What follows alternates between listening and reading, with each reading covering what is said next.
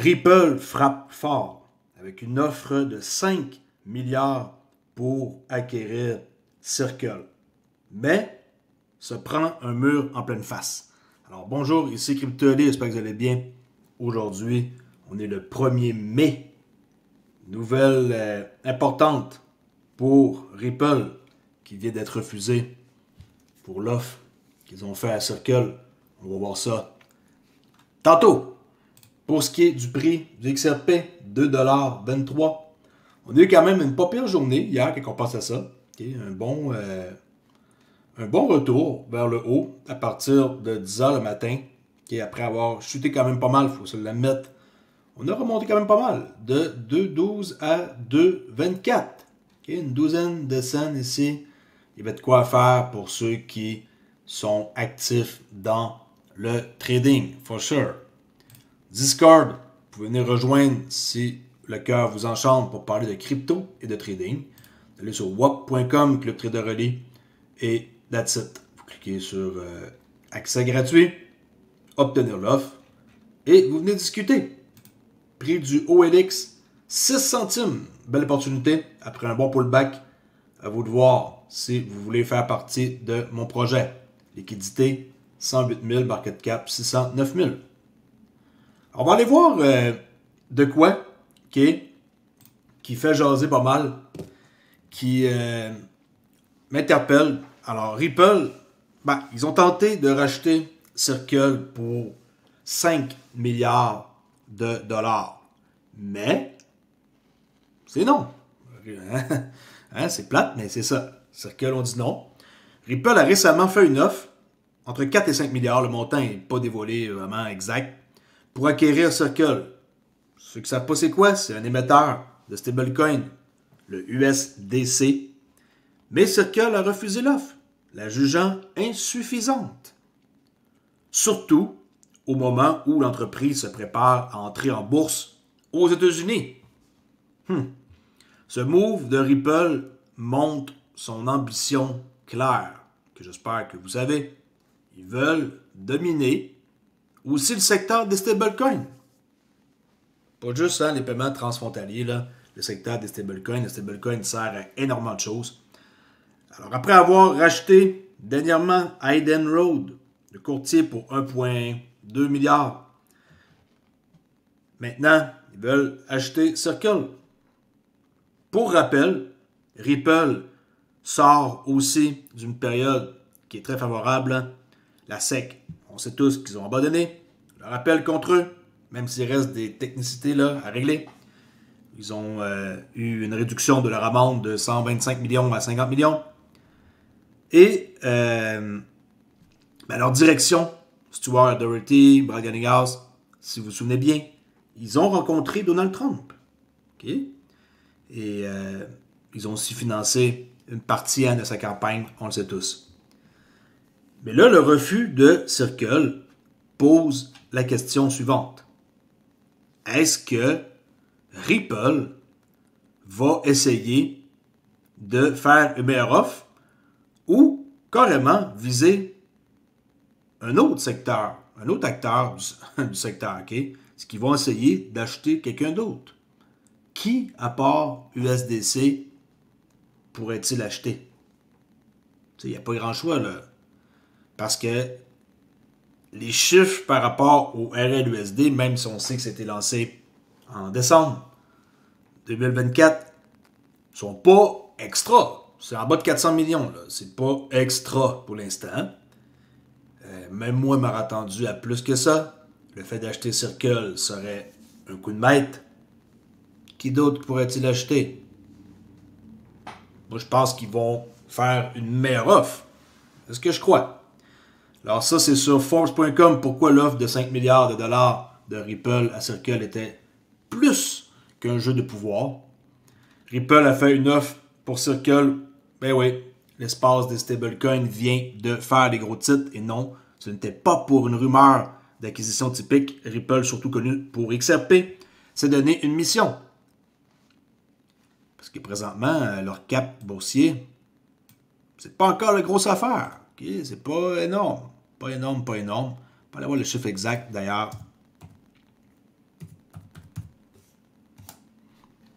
combien que ça représente.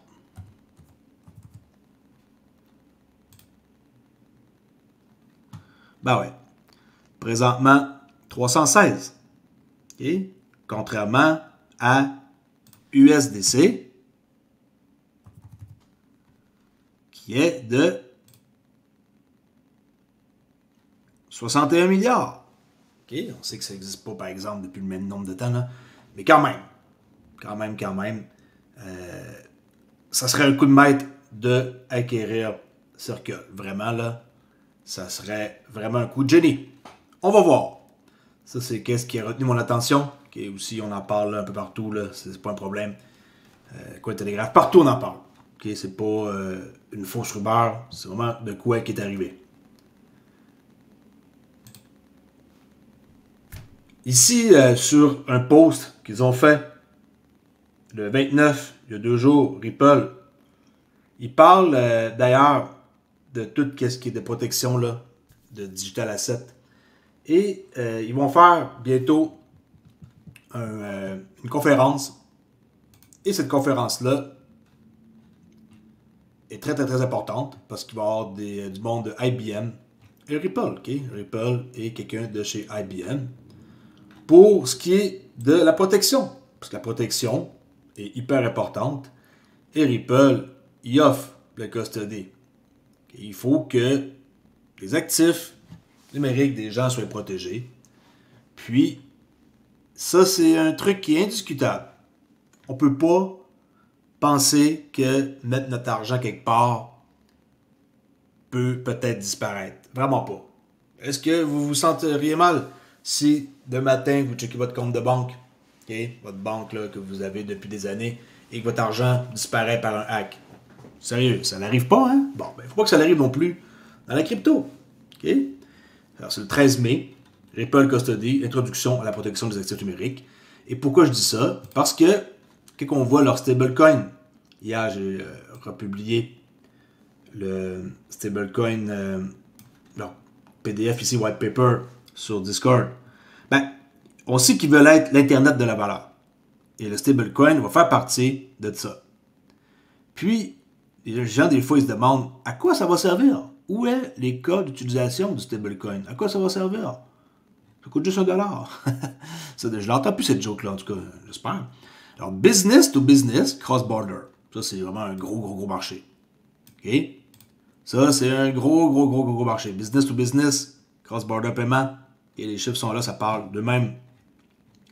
Foreign Exchange Market, Forex, OK? Fixe.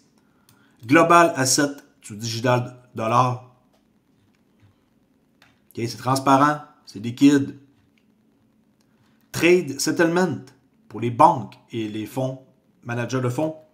Real World Asset, tout ce qui est de tokenisation. Et on and off ramp, amener de l'argent, par exemple, de votre banque à, par exemple, une application décentralisée. Et après ça, le contraire, d'une application décentralisée à votre compte de banque. Tu sais, je veux dire, on, off, ramp. Et ça aussi, c'est hyper gros. Et top 3 use case of stablecoin. Crypto trading, 91, qui est énorme. 70% peer-to-peer, puis pour ceux qui veulent économiser, 63% quand même. Okay? Alors, le RLUSD vraiment est une pièce importante de chez Ripple qui va aider énormément le XRP à faire un paquet de transactions. Puis, ben, tout ça, mes amis, c'est le futur. Si vous n'êtes pas encore au courant du futur, ben là, vous avez une bonne aperçu que Ripple sont vraiment sérieux avec les acquisitions qu'ils font, les licences qu'ils ont, le courtier Iron Road. Là, ils veulent s'offrir Circle. Maintenant, ils vont s'offrir quoi? Le Canada? Je ne joue. Hein, ils veulent s'offrir le Canada peut-être? Le 51e État? Ah, c'était trop facile. Non, mais sérieux, c'est vrai que c'est fou là, qu'on pense à ça. Puis, ben, moi, je suis bien content de faire des vidéos sur YouTube qui en français, c'est le but là, depuis toujours. Même si vous savez que je prends aussi une direction pour en anglais. Mais tu sais, tout ça pour dire, ouais, c'est plate le prix. Ouais, on a eu toute une belle augmentation depuis une année. Mais ça suffit pas. Okay? Pour la plupart de ceux qui m'écoutent, ça suffit pas pour un changement de vie. on pourrait dire. Pour certains, un changement de vie, c'est changer d'auto. Pour quelqu'un d'autre, c'est acheter une maison. Pour quelqu'un d'autre, c'est quitter son emploi et faire peut-être qu'est-ce qu'il aime et investir. Tout ça, c'est vraiment à vous de décider quel est votre but dans toute cette aventure-là de la crypto. Moi, je sais honnêtement que si ça serait à refaire, j'aurais tendance à mettre mon argent dans juste 2-3 projets. Okay? Là, c'est facile à dire parce que ça fait 4-5 ans que je vous en parle, ça fait 5 ans plus. Mais honnêtement, s'éparpiller partout un peu pour essayer de pogner le cheval gagnant, c'est un risque. Des fois, mettre plus d'argent dans juste quelques projets peut être une meilleure solution. Peut être. Diversification, oui, mais je suis pas 100% d'accord. Moi, si c'était à refaire, je mettrais mon argent seulement dans XRP, HBAR, puis c'est tout. C'est tout. Puis des fois, je me demande si je ne devrais pas repatrier mes fonds juste dans ces deux-là. Okay, là, c'est pas un bon moment parce qu'on a connu une grosse baisse, là. Mais il est fort probable, okay, je dis pas de ne suivre en tout, que peut-être que je concentre juste mes investissements dans juste ces deux projets-là. Parce que c'est les deux seuls que j'ai 1 million de % confiance. Et je dis pas que j'ai plus confiance en XLM là, ou XDC, c'est pas ça. Là. Mais je sais pas, je connais surtout beaucoup plus ces deux-là. Alors, quand on connaît plus quelque chose, on a plus tendance à investir. Un peu comme OLX. Si vous nous connaissez, vous avez moins peur d'investir dans OLX que si vous ne connaissez pas. Alright? Alors, je laisse là-dessus. Bonne journée à tous. J'espère que vous allez avoir une journée superbe. À plus, la gang. Gardez confiance. On est la XRP Army. Ciao!